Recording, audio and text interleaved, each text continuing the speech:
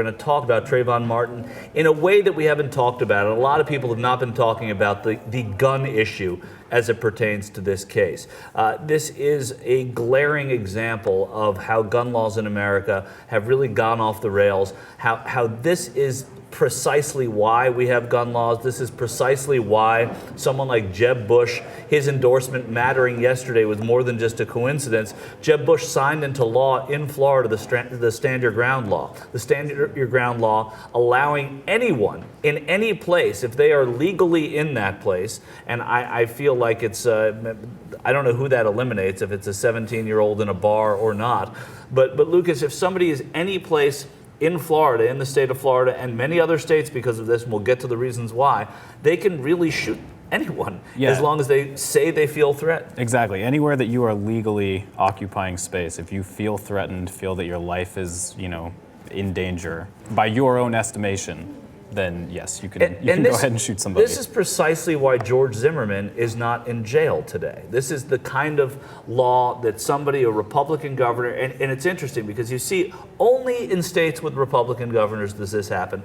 Only in states with Republican governors do we see voter ID laws being put into place. So if you don't think it matters, if you think the only elections that matter occur every 4 years in this country, you are so unbelievably wrong, because these laws matter. It's because they're enacted by and signed off on by Republican governors in Republican states, and I think that Florida is a perfect example of what that is. So the NRA wants this law, of course, in every state. So when you support the NRA, you're supporting people who say that these Stand Your Ground laws have to happen in every state. For example, the National Rifle Association is pressing these Stand Your Ground laws in states all over the country, the kind that killed 17-year-old Trayvon Martin or allowed him to die. Zimmerman has not been arrested or charged, so there have been neither arrested nor charged in that case, and it's exclusively because of this law. Well, and Florida was the test case. This is the first state that did sign this law into effect. This and it laid the framework for this to be model legislation for other states around the country that want to do this kind of Stand Your Ground law. And Florida State Senator said the state law, the Stand Your Ground law, ran the risk of encouraging Floridians to think you ought to be able to kill people that are walking toward you on the street because of this subjective belief that you're worried they may get in a fight with you. That is somebody who was arguing at that time against the Stand Your Ground law in Florida, the law that Jeb Bush, who endorsed Mitt Romney, signed into law. And that is exactly what happened in the case of Trayvon Martin. I mean, he's saying, you're worried that they may get in a fight with you. By all accounts, what George Zimmerman did to Trayvon Martin in Sanford, Florida, was he worried. He worried that this guy there may be something wrong with this guy. We think he worried that this guy might have been black.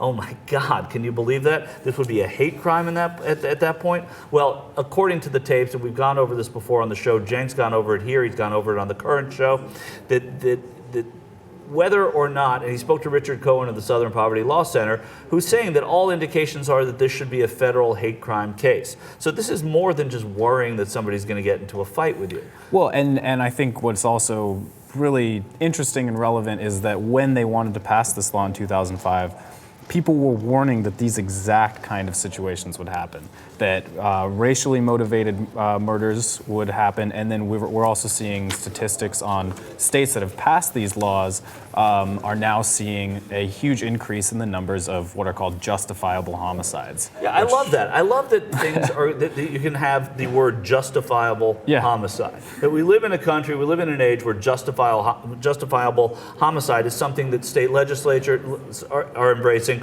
governors are embracing, and of course there's a movement to get those justifiable homicides even more justifiable. Well, and as with everything, I think what's key here is that you follow the money behind it, because this became a type of model legislation, but it's being pushed now in all of these other states, very similar pieces of legislation, and the place that we've seen this kind of thing happen before is through ALEC legislation, and in fact, that is the association that is pushing all of these now. Yeah, it's the American Legislative Executive Council, Legislative Exchange Council. It's funded by the Koch brothers. It's funded by, and the idea is to take legislation in one state and spread that all over the country. Whatever kind of legislation you're talking about. In this case, it's gun gun legislation. In other cases, it's tax legislation. We've seen ALEC work. We've seen the Koch brothers work. We see how they are impacting, these very wealthy men are impacting legislation all over the country. The Koch brothers have nothing to do with gun laws, but they have this philosophy, these political interests that they want to spread through ALEC, and this is one of them. A few months after Jeb Bush signed the Florida law, it was looked at, and NRA operatives and friendly legislators on ALEC's Criminal Justice Task Force. So ALEC has a Criminal Justice Task Force, which makes you think that they're out there trying to stamp out criminal justice. In fact, what they're trying to do is have the stand your ground legislation so that people could have guns on them, can shoot somebody at will, and call it a justifiable homicide. There's nothing justifiable about what George Zimmerman did, but if you look at the law, and a lot of people are looking at this law, under this law, more egregious even than what Zimmerman did, if that is possible, is the fact that he might have operated within the law. Mm-hmm. Well, and I think you have this piece here, but to me the most damning part of it here is in Florida, a defendant does not actually have to prove that they acted in self-defense. The prosecution actually has to prove beyond a reasonable doubt that the offender, the person that shot somebody, didn't do so in self-defense. So it's almost turning the whole thing on its head, rather than having to prove, where generally, as I know Steve-O has said on this program before, the onus is on the person that did the killing to prove that they were in a situation that was threatening their safety or their life.